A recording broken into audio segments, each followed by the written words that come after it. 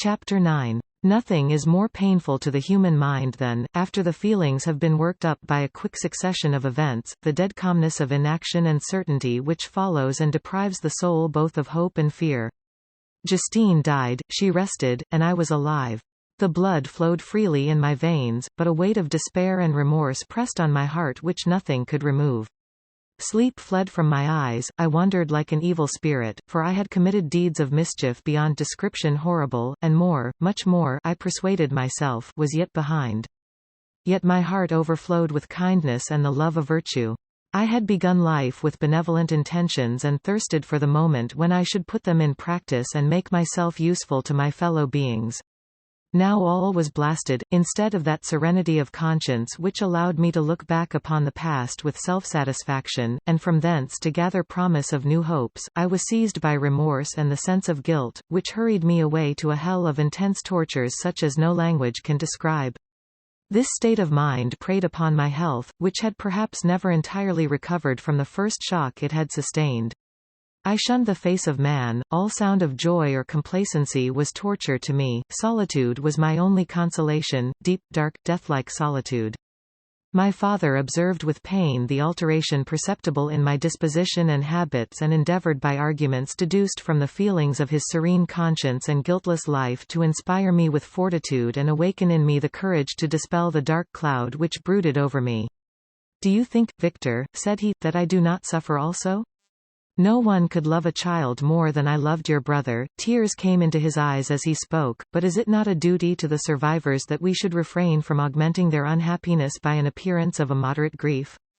It is also a duty owed to yourself, for excessive sorrow prevents improvement or enjoyment, or even the discharge of daily usefulness, without which no man is fit for society. This advice, although good, was totally inapplicable to my case. I should have been the first to hide my grief and console my friends if remorse had not mingled its bitterness, and terror its alarm, with my other sensations. Now I could only answer my father with a look of despair and endeavour to hide myself from his view. About this time we retired to our house at Belrive. This change was particularly agreeable to me. The shutting of the gates regularly at 10 o'clock and the impossibility of remaining on the lake after that hour had rendered our residence within the walls of Geneva very irksome to me. I was now free. Often, after the rest of the family had retired for the night, I took the boat and passed many hours upon the water. Sometimes, with my sails set, I was carried by the wind, and sometimes, after rowing into the middle of the lake, I left the boat to pursue its own course and gave way to my own miserable reflections. I was often tempted, when all was at peace around me, and I the only unquiet thing that wandered restless in a scene so beautiful and heavenly, if I except some bat, or the frogs, whose harsh and interrupted croaking was heard only when I approached the shore, often, I say, I was tempted to plunge into the silent lake, that the waters might close over me and my calamities forever. But I was restrained, when I thought of the heroic and suffering Elizabeth, whom I tenderly loved, and whose existence was bound up in mine. I thought also of my father and surviving brother. Should I by my base desertion leave them exposed and unprotected to the malice of the fiend whom I had let loose among them? At these moments I wept bitterly and wished that peace would revisit my mind, only that I might afford them consolation and happiness. But that could not be. Remorse extinguished every hope. I had been the author of unalterable evils, and I lived in daily fear lest the monster whom I had created should perpetrate some new wickedness. I had an obscure feeling that all was not over and that he would still commit some signal crime, which by its enormity should almost efface the recollection of the past. There was always scope for fear so long as anything I loved remained behind. My abhorrence of this fiend cannot be conceived. When I thought of him I gnashed my teeth, my eyes became inflamed, and I ardently wished to extinguish that life which I had so thoughtlessly bestowed. When I reflected on his crimes and malice, my hatred and revenge burst all bounds of moderation. I would have made a pilgrimage to the highest peak of the Andes, could I when there have precipitated him to their base. I wished to see him again, that I might wreak the utmost extent of abhorrence on his head and avenge the deaths of William and Justine. Our house was the house of mourning. My father's health was deeply shaken by the horror of the recent events. Elizabeth was sad and desponding, she no longer took delight in her ordinary occupations, all pleasure seemed to her sacrilege toward the dead, eternal woe and tears she then thought was the just tribute she should pay to innocence so blasted and destroyed. She was no longer that happy creature who in earlier youth wandered with me on the banks of the lake and talked with ecstasy of our future prospects. The first of those sorrows which are sent to wean us from the earth had visited her, and its dimming influence quenched her dearest smiles. "When I reflect, my dear cousin," said she, "on the miserable death of Justine Moritz, I no longer see the world and its works as they before appeared to me. Before, I looked upon the accounts of vice and injustice that I read in books or heard from others as tales of ancient days or imaginary evils, at least they were remote and more familiar to reason than to the imagination, but now misery has come home, and men appear to me as monsters thirsting for each other's blood. Yet I am certainly unjust. Everybody believed that poor girl to be guilty, and if she could have committed the crime for which she suffered, assuredly she would have been the most depraved of human creatures. For the sake of a few jewels, to have murdered the son of her benefactor and friend, a child whom she had nursed from its birth, and appeared to love as if it had been her own. I could not consent to the death of any human being, but certainly I should have thought such a creature unfit to remain in the society of men. But she was innocent. I know, I feel she was innocent, you are of the same opinion, and that confirms me. Alas! Victor, when falsehood can look so like the truth, who can assure themselves of certain happiness? I feel as if I were walking on the edge of a precipice, towards which thousands are crowding and endeavoring to plunge me into the abyss.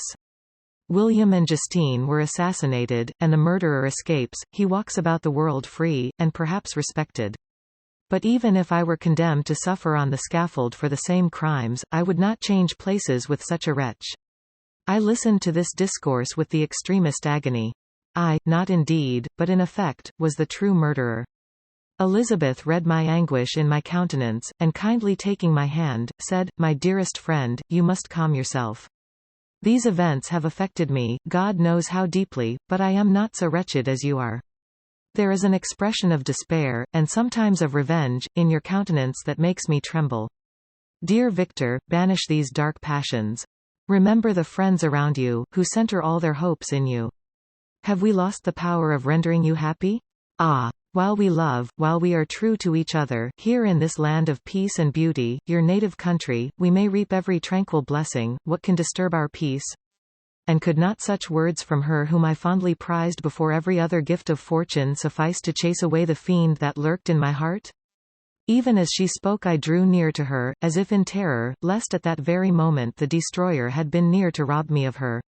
Thus not the tenderness of friendship, nor the beauty of earth, nor of heaven, could redeem my soul from woe, the very accents of love were ineffectual. I was encompassed by a cloud which no beneficial influence could penetrate. The wounded deer dragging its fainting limbs to some untrodden brake, there to gaze upon the arrow which had pierced it, and to die, was but a type of me. Sometimes I could cope with the sullen despair that overwhelmed me, but sometimes the whirlwind passions of my soul drove me to seek, by bodily exercise and by change of place, some relief from my intolerable sensations. It was during an access of this kind that I suddenly left my home, and bending my steps towards the near alpine valleys, sought in the magnificence, the eternity of such scenes, to forget myself and my ephemeral, because human, sorrows. My wanderings were directed towards the valley of Chamonix. I had visited it frequently during my boyhood. 6 years had passed since then, I was a wreck, but not had changed in those savage and enduring scenes. I performed the first part of my journey on horseback. I afterwards hired a mule, as the more sure-footed and least liable to receive injury on these rugged roads.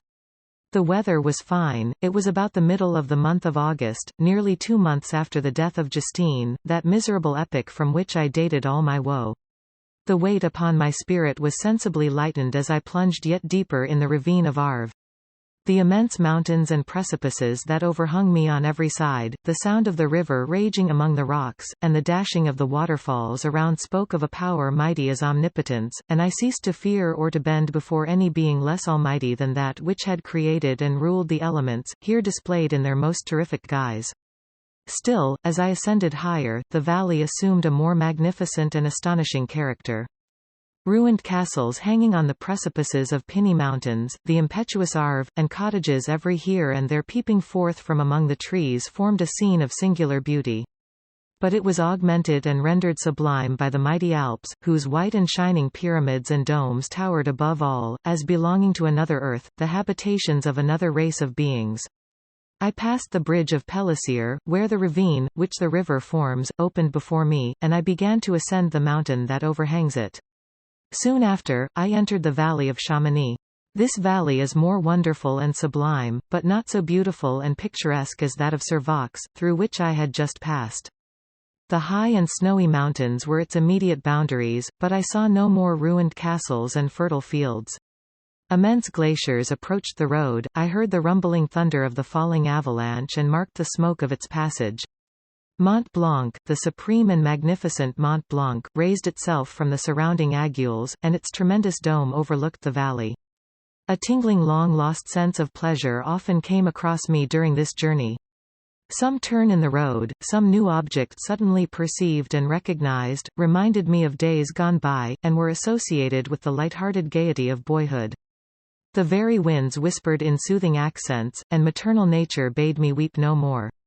Then again the kindly influence ceased to act, I found myself fettered again to grief and indulging in all the misery of reflection.